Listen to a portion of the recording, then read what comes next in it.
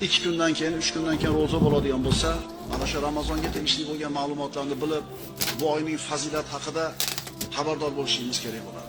Tahqiq ustingizga Ramazon oyi keldi. Muborak oy. Alloh uning ro'zasini sizlarga farz qildi.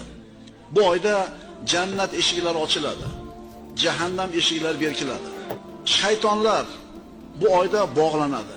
Unda 1000 oydan afzal bo'lgan bir kecha bor. Qadr kechasi. Mana shunday muborak oyni xayriyatidan kim mahrum bo'lgan bo'lsa, haqiqatan mahrum bo'ldi. Ramazon muborak bo'lsin, birodarlar.